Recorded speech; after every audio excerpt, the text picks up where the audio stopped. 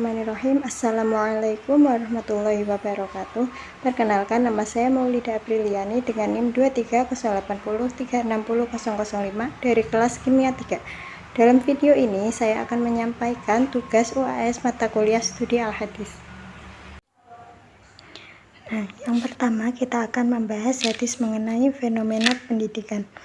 Hadisnya adalah An Abi Darda radhiyallahu anhu anna Nabiy sallallahu alaihi wasallam qala man salaka tariqan yatlubu fihi ilma salakallahu bihi tariqan ilal jannah, rawahu Muslim.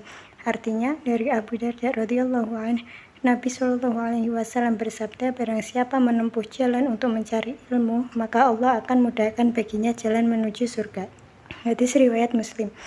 Hadis ini bersifat sahih karena diriwayatkan oleh Imam Muslim. Hadis ini mendorong umat Islam untuk menuntut ilmu karena menuntut ilmu dianggap sebagai jalan yang mendekatkan seseorang kepada Allah. Ilmu yang dimaksud dalam hadis ini adalah ilmu yang bermanfaat, baik ilmu agama maupun ilmu dunia yang bernilai ibadah jika diniatkan untuk kebaikan. Nilai yang terkandung dalam hadis ini adalah yang pertama, pentingnya ilmu.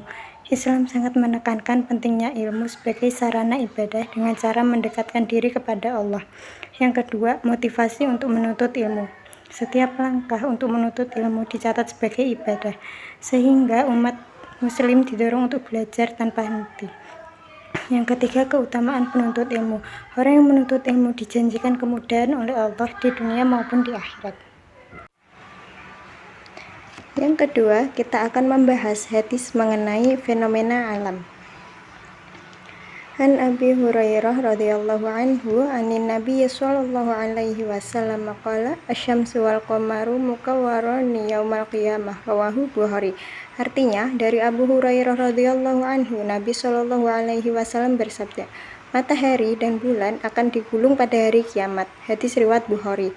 Hadis ini diriwayatkan oleh Imam Bukhari dalam Sahih Bukhari sehingga statusnya sahih dan diakui. Hadis ini menggambarkan fenomena yang terjadi pada hari kiamat, di mana segala hal yang menjadi tanda kekuasaan Allah di dunia seperti matahari dan bulan akan kehilangan fungsinya.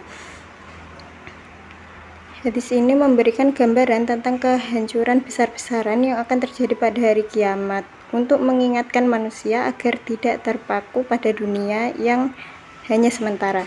Nilai yang terkandung dalam hadis ini adalah yang pertama, fananya dunia. Matahari dan bulan yang tampak besar dan abadi akan berakhir sebagai tanda bahwa dunia ini hanya sementara dan bukan merupakan tujuan akhir. Yang kedua, kekuasaan Allah. Allah memiliki kuasa mutlak untuk menghancurkan dan menggulung matahari dan bulan sebagai bagian dari kehendaknya. Selanjutnya adalah hadis yang berkaitan tentang lingkungan.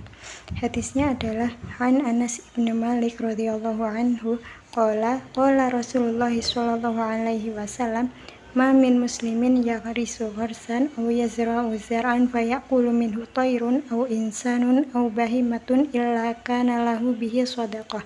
Artinya, dari Anas bin Malik radhiyallahu anhu, Rasulullah sallallahu alaihi wasallam bersabda, tidaklah seorang pun muslim yang bercocok tanam atau menanam tanaman lalu tanaman itu dimakan oleh burung atau manusia atau hewan, melainkan menjadi sedekah baginya. Hadis riwayat Bukhari. Hadis ini diriwayatkan oleh Imam Bukhari dalam Sahih Bukhari sehingga statusnya sahih dan terpercaya. Hadis ini menekankan pentingnya amal jariyah dan manfaat dari pekerjaan yang dilakukan dengan niat baik, seperti menanam pohon atau bercocok tanam. Setiap tanaman tersebut meskipun dimakan oleh burung atau hewan tetap dicatat sebagai sedekah yang mendatangkan pahala. Nilai yang terkandung yang pertama adalah pentingnya menjaga lingkungan. Islam sangat memperhatikan keberlanjutan alam dan menganjurkan untuk menanam tanaman yang bermanfaat bagi manusia dan makhluk hidup yang lain. Yang kedua, manfaat untuk semua makhluk hidup. Memberikan manfaat kepada makhluk lain baik manusia, hewan maupun burung dianggap sebagai amal yang diberi ganjaran oleh Allah. Selanjutnya kita akan membahas hadis tentang ilwan, yaitu An Abdullah bin Umar radhiyallahu anhuma anna Rasulullah sallallahu alaihi wasallam qala udhibat imra'atu fi hirrah sajanatha hatta matat fadakhalat fiha an-nar la hiya at'amatha wa saqatha idh hiya hasabatha wa la hiya tarakatha ta'kulu min hashashil ard. Artinya, dari Abdullah bin Umar, Rasulullah Shallallahu Alaihi Wasallam bersabda, ada seorang wanita disiksa karena seekor kucing yang dia kurung hingga mati kelaparan. Lalu dengan sebab itu dia masuk neraka. Dia tidak memberinya makan dan minum ketika mengurungnya, dan dia juga tidak melepaskannya supaya ia bisa memakan serangga tanah. Hadis ini menceritakan seorang wanita yang mendapat azab karena sikap lalainya terhadap makhluk Allah, yaitu kucing. Dia tidak memberikan makanan dan minuman, juga tidak membiarkannya mencari makanan sendiri, sehingga kucing itu mati kelaparan. Islam mengajarkan umatnya untuk berbuat baik dan tidak menyakiti hewan, karena mereka adalah ciptaan Allah yang berhak untuk disayangi. Nilai yang terkandung dalam hadis ini yang pertama adalah kepedulian terhadap makhluk hidup. Hadis ini mengajarkan pentingnya kasih sayang terhadap makhluk hidup, baik manusia maupun hewan. Yang kedua, larangan menyiksa makhluk Allah. Menyiksa atau memperlakukan hewan dengan zalim seperti mengurung tanpa memberi makan atau minum adalah dosa besar. Hadis ini digolongkan sebagai hadis yang sahih karena diriwayatkan oleh muttafaqun alaih. Materi yang selanjutnya adalah hadis tentang tumbuhan. An Abdullah bin Hubshi qala Rasulullah sallallahu alaihi wasallam man qata'a sidra sawaballahu ra'sahu finnar. Artinya, dari Abdullah bin Hubshi ia berkata, Rasulullah sallallahu alaihi wasallam bersabda, barang siapa menebang pohon bidara maka Allah akan membenamkan kepalanya dalam api neraka. Hadis riwayat Abu Daud. Pohon bidara merupakan tanaman yang memiliki manfaat besar seperti tempat berteduh, sumber makanan, dan digunakan dalam berbagai kebutuhan manusia.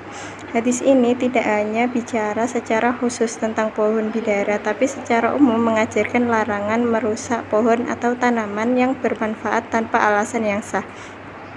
Hadis ini diriwayatkan oleh Abu Dawud dan sebagian ulama yang menganggapnya lemah atau dhaif. Namun ada ulama yang membolehkan mengambil pelajaran dari hadis dhaif jika berkaitan dengan anjuran atau larangan umum yang tidak bertentangan dengan prinsip syariah.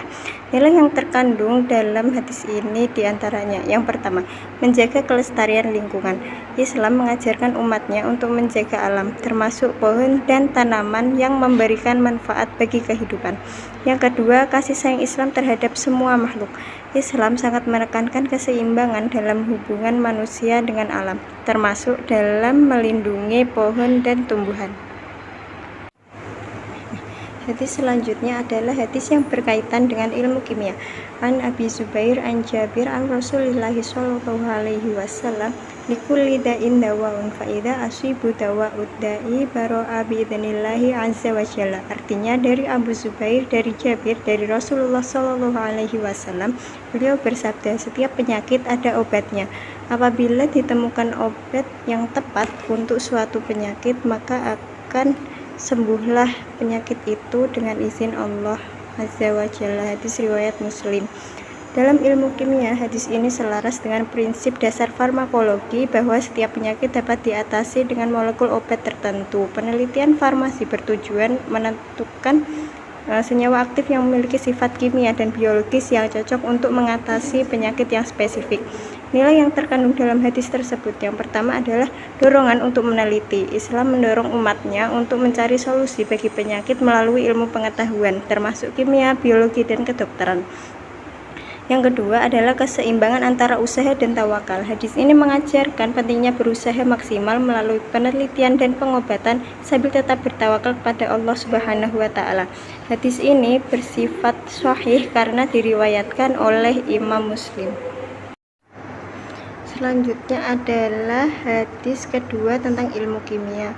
anna Aisyata radhiyallahu anha qalat su'ila Rasulullah sallallahu alaihi wasallam an bid'i wa huwa nabidul asali wa kana ahlul yamani yashrabunahu faqala Rasulullah sallallahu alaihi wasallam kullu syarabin aksaru fahuwa haram.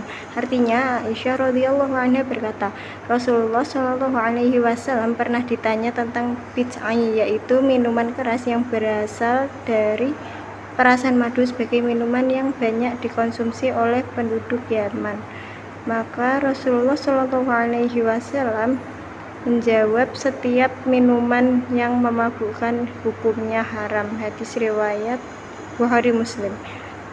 Hadis ini diriwayatkan oleh Imam Bukhari dan Imam Muslim dengan derajat sahih sehingga validitasnya dapat diterima dalam hukum Islam.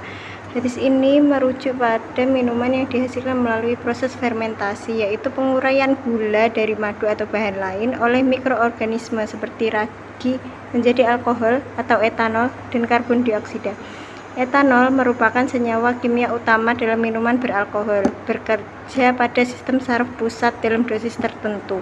Etanol mengganggu fungsi otak, menyebabkan euforia, kehilangan kontrol motorik, dan pada akhirnya mabuk. Hal ini selaras dengan larangan Rasulullah Shallallahu Alaihi Wasallam terhadap segala hal yang memabukkan karena efek negatifnya pada tubuh dan akal manusia. Nilai yang terkandung pada hadis ini, yang pertama adalah penjagaan akal. Islam sangat memperhatikan kemuliaan akal sebagai salah satu nikmat terbesar dari Allah, yang segala sesuatu dapat merusak fungsi akal seperti alkohol itu dilarang. Yang kedua adalah etika dalam mengonsumsi. Nah, konsumsi itu harus didasarkan pada manfaatnya bagi tubuh dan jiwa, serta kita harus menghindari hal-hal yang merugikan bagi tubuh kita. Yang terakhir kita akan membahas hadis yang berkaitan dengan ilmu matematika.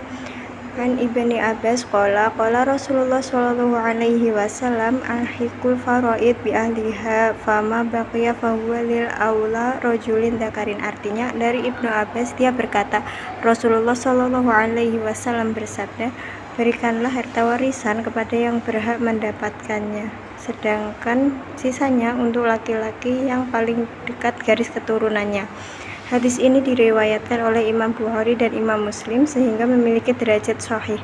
Artinya hadis ini kuat dan dapat dijadikan landasan dalam hukum Islam, khususnya dalam masalah faraid.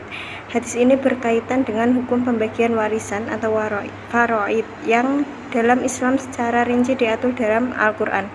Dalam konteks matematika, pembagian warisan membutuhkan pemahaman tentang matematika, seperti matematika berperan dalam menentukan fraksi atau rasio yang sesuai untuk setiap ahli warisnya. Pengurangan untuk menghitung sisa setelah bagian faraid diberikan.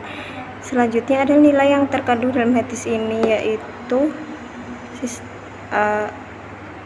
adalah hukum yang sistematis. Islam menetapkan sistem yang logis dan terstruktur untuk menghindari perselisihan dalam pembagian harta. Hal ini menunjukkan kesempurnaan syariat. Yang kedua adalah keadilan dalam distribusi harta. Islam mengatur pembagian warisan dengan adil sesuai dengan ketentuan Allah, memastikan semua pihak menerima sesuai dengan haknya.